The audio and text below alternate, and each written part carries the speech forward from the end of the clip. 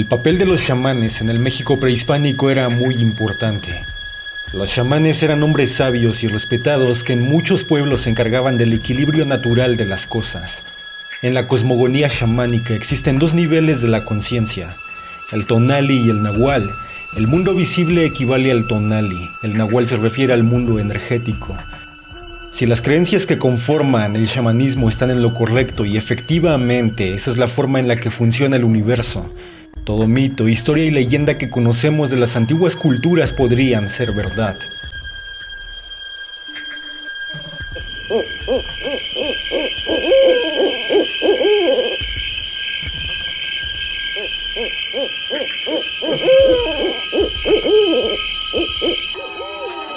El misterio del científico mexicano que estudiaba los fenómenos paranormales. Jacobo Grinberg Silverbaum fue un neurofisiólogo y psicólogo mexicano. Dedicó parte de su vida a la investigación de los chamanes, buscando de dónde obtienen su poder para sanar e incluso para cambiar de forma física. En sus investigaciones, Jacobo Grinberg tuvo experiencias con Don Lucio, originario del estado de Morelos, un poderoso chamán que de alguna forma podía controlar el tiempo atmosférico. Don Lucio era perteneciente al linaje de los graniceros o tlautlasquis y al parecer Jacobo fue su aprendiz. Por otra parte, Pachita podía operar, materializar órganos, trasplantar y suturar utilizando únicamente un cuchillo de monte y sus manos. Al investigar muy de cerca este caso, Jacobo estuvo presente en estas operaciones y su testimonio quedó grabado en su libro Pachita, parte de la serie Los chamanes de México.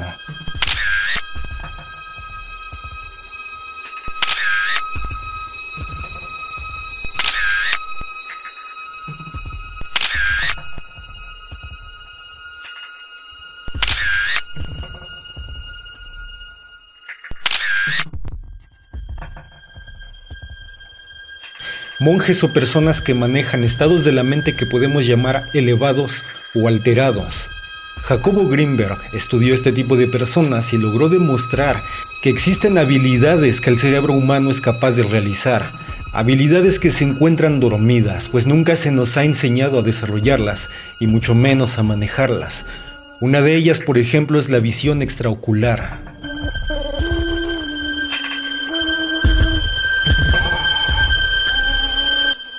Tomando en cuenta todo su aprendizaje, Jacobo sabía que todas las personas podían desarrollar habilidades inimaginables y realizar cosas que podían explicar los milagros, eventos paranormales o alucinaciones.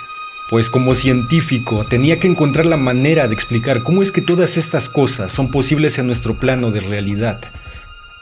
Sus descubrimientos fueron sorprendentes, pues su investigación lo llevó a darse cuenta que existe una red a nivel cuántico, una red que cubre todo el universo y no solo eso, sino que se conecta con todos los seres conscientes. No se puede ver, pero se puede sentir a nivel espiritual o mental. Esa red la llaman la latiz. Y este es el mismo concepto que otras filosofías milenarias ya manejaban con otros nombres: la maya, el velo de Isis, la ilusión. ¿Es esto lo que estarían haciendo los chamanes, también los monjes budistas y algunos otros seres humanos con un alto nivel de conciencia? En la siguiente grabación, escuchamos a Jacobo Grinberg dar su testimonio.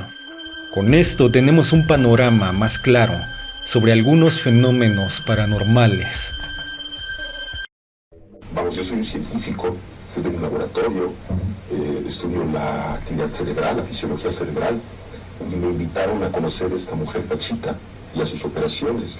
Y lo que yo vi ahí, en principio, contradecía todo concepto y todo conocimiento que yo tenía acerca de la realidad. Lo que me enseñó es que yo no puedo decir cuál es el límite de la capacidad humana.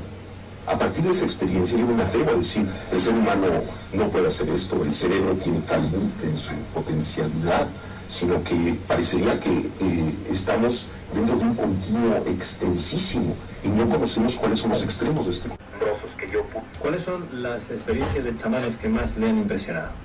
A mí lo que más me ha asombrado de todo el estudio que he hecho de los chamanes de México es que estos personajes extraordinarios funcionan o parecen funcionar en una realidad que no tiene pasos intermedios, en donde no hay proceso. Por ejemplo, Pachita es uno de los casos más asombrosos que yo pude atestiguar.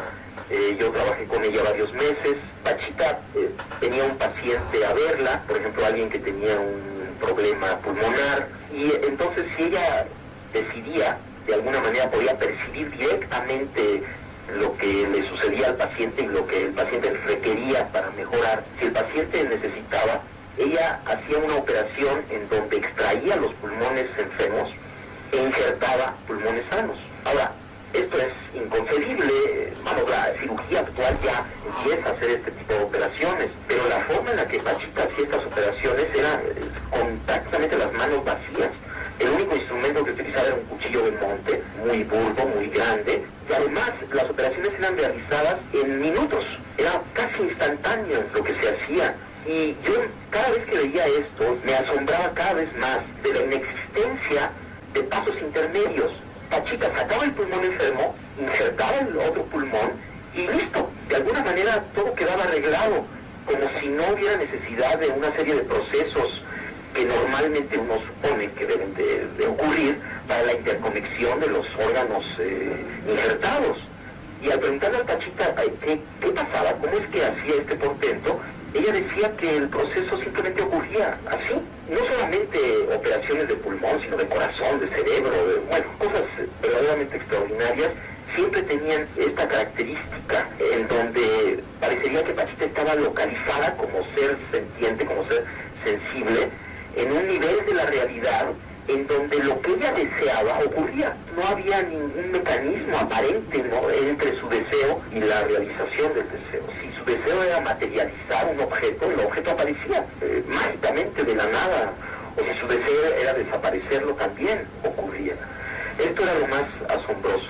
Y a mí a lo que me ha llevado después de muchos años de reflexión, este portento, ¿no?, que hacía Pachita, y bueno, otras cosas que han hecho otros chamanes, que sería muy largo de platicar. Esto lo he publicado en México en 7 volúmenes que se llaman Los Chamanes de México.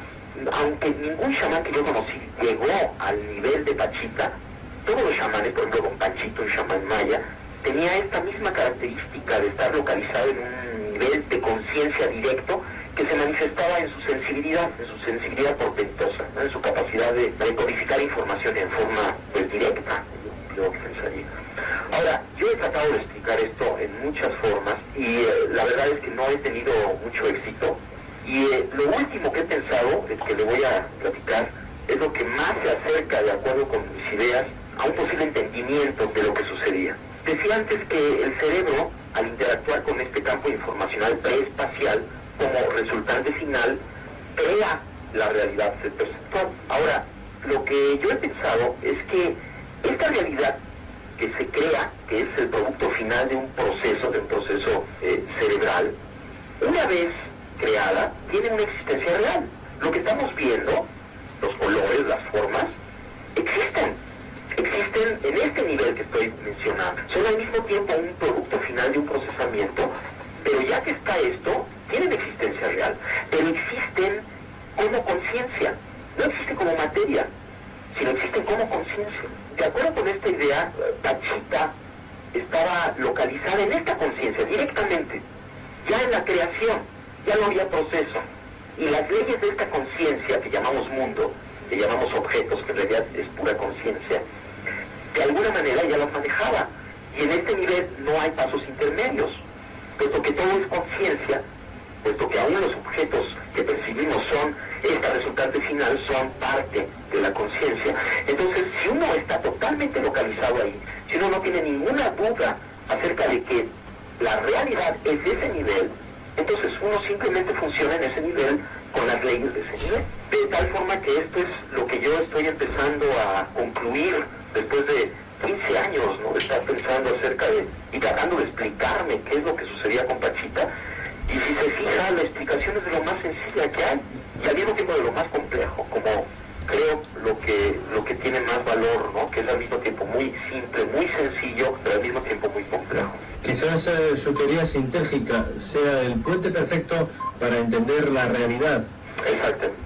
Y además yo pienso que es el inicio. Para mí se ha convertido esta nueva idea que estoy teniendo en una fuente inagotable de aventuras de la conciencia, de mi propia conciencia, porque obviamente esta idea no es nada más intelectual, ¿no? Sino viene de una vivencia, y estoy intentando vivir en ese nivel, intentando recordar todo el tiempo esto y ver qué es lo que sucede, y es verdaderamente precioso, ¿no? Uno acepta esta realidad como un milagro, como una creación, como parte de la conciencia, se santifica lo cotidiano, hay una serie de efectos muy bellos, ¿no? Que todo se llena de amor, hay una hermandad enorme entre todo, porque uno entiende que en ese nivel todo está unificado.